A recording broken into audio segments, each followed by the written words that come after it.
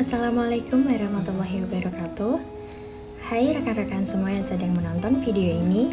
Perkenalkan, nama saya Tri Budi Wahyuni dari Universitas Islam Nahdlatul Ulama. Saya dari Prodi Akuntansi akan menjelaskan tentang SAK etap bab 19 yaitu ekuitas.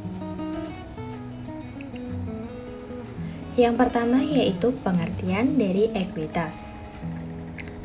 Pengertian ekuitas menurut FASB Statement of Financial Accounting Concept nomor 6 mendefinisikan ekuitas sebagai hak sisa terhadap aktiva suatu entitas setelah dikurangi hutang. Dari definisi tersebut, maka dapat dikatakan bahwa dua karakteristik ekuitas adalah sebagai berikut.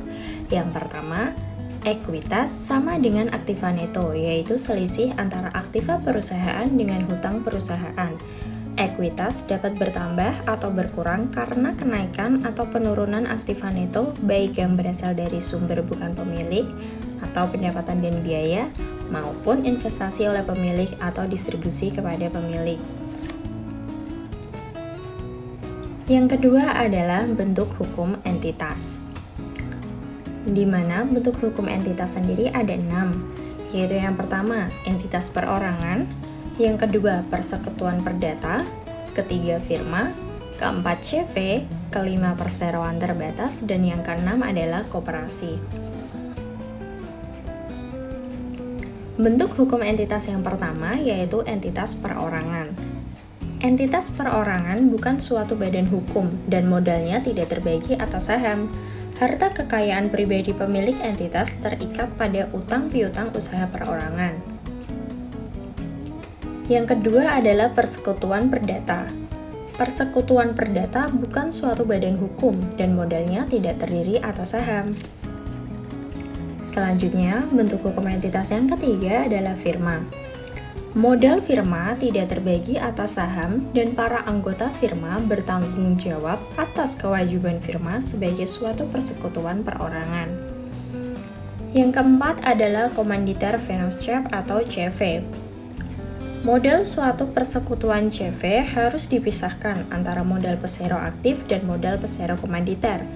Pesero aktif adalah pesero yang bertindak aktif sebagai pengurus CV. Berbeda dengan pesero komanditer, di mana dia adalah pesero tidak aktif sebagai pengurus CV dan hanya bertanggung jawab sebatas modal CV yang menjadi bagiannya. Bentuk hukum entitas yang selanjutnya adalah perseroan terbatas. Modal perseroan terbatas terdiri atas saham. Tanggung jawab persero terbatas pada jumlah modal saham yang disetor jika PT telah disahkan Menteri Kehakiman dan HAM. Selanjutnya adalah koperasi, di mana modal pokok koperasi adalah simpanan pokok anggota. Mirip saham atas nama, tidak dapat dipindah tangankan dan dapat diambil kembali apabila anggota keluar dari keanggotaan koperasi.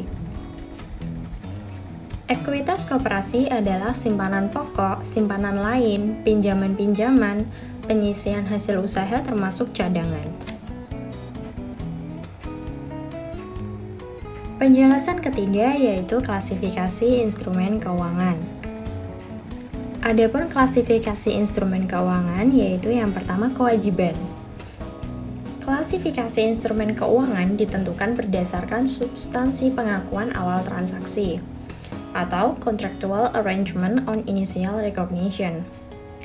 Jika pada awal transaksi penyerahan suatu instrumen keuangan mengandung kewajiban kontraktual untuk menyerahkan uang tunai atau sejenisnya di masa yang akan datang, maka instrumen keuangan tersebut digolongkan sebagai kewajiban. Sedangkan klasifikasi instrumen keuangan satunya adalah ekuitas.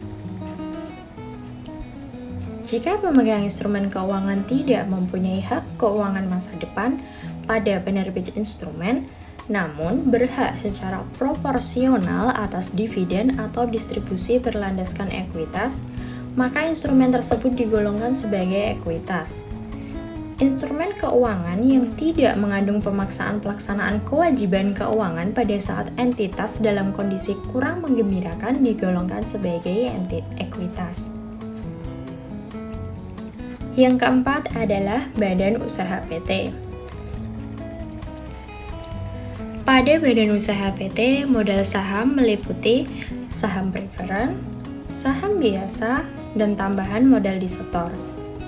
Saham preferen atau yang biasa kita sebut dengan preferred stock adalah surat berharga sebagai bukti kepemilikan atas suatu perusahaan dengan hak yang lebih tinggi atas aset dan laba perusahaan dibanding pemegang saham biasa. Adapun saham biasa sendiri merupakan sekuritas yang mewakili kepemilikan dalam suatu perusahaan. Pemegang saham biasa memilih dewan direksi dan memilih kebijakan perusahaan. Bentuk kepemilikan ekuitas ini biasanya menghasilkan tingkat pengembalian jangka panjang yang lebih tinggi. Tambahan modal disetor antara lain berupa agiu saham, sumbangan, tambahan modal dari penjualan kembali saham diperoleh kembali dengan harga di atas jumlah yang dibayarkan pada saat perolehannya. Berikut adalah contoh dari penyajian ekuitas. Dapat dilihat bahwa modal saham dari PT ini, modal dasar 100.000 lembar saham dengan nilai nominal Rp2.000. Lalu, modal saham disetor penuh sebanyak 50.000 lembar saham dengan nilai nominal Rp2.000 yang menghasilkan nilai Rp100 juta. Berikutnya ada lagi tambahan modal disetor sebesar Rp45 juta. Sehingga jumlah modal saham yang merupakan penambahan dari modal saham disetor dengan tambahan modal disetor adalah Rp145 juta.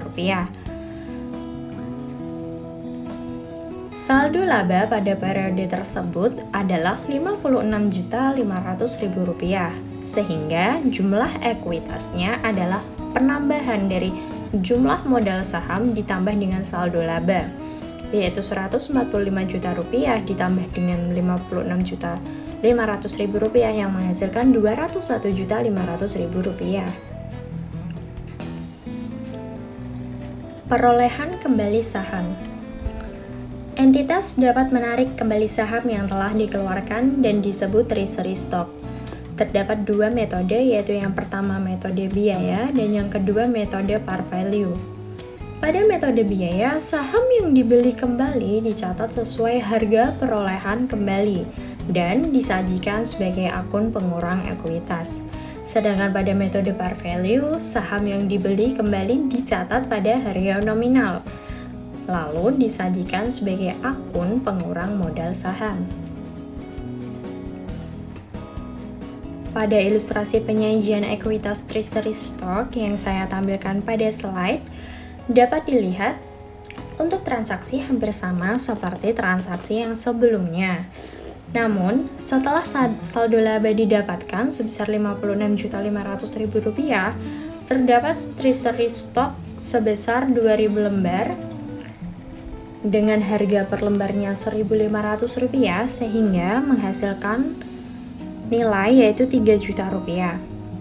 Karena treasury stock akan mengurangi ekuitas, maka jumlah ekuitasnya adalah saldo laba dikurangi dengan treasury stock, yaitu jumlah modal saham Rp145 juta ditambah dengan saldo laba Rp56.500.000 dan dikurangi dengan treasury stock sebesar Rp3 juta sehingga menghasilkan jumlah keseluruhan ekuitas Rp198.500.000. Pembagian dividen. Kewajiban entitas untuk membagi dividen timbul pada saat pengumuman pembagian dividen. Bentuk dividen yaitu yang pertama dividen kas dan yang kedua adalah dividen saham. Dividen kas sendiri merupakan dividen yang dibagikan oleh perusahaan kepada pemegang saham dalam bentuk uang secara tunai. Sedangkan dividen saham sendiri merupakan hasil yang dibayarkan oleh perusahaan kepada para pemegang saham dalam bentuk saham. Berasal dari saldo laba yang diinvestasikan kembali oleh pemegang saham dalam bentuk modal disetor dan dicatat berdasarkan nilai wajar saham. Baik, terima kasih atas perhatiannya. Semoga bermanfaat bagi semuanya. Wassalamualaikum warahmatullahi wabarakatuh. Terima kasih.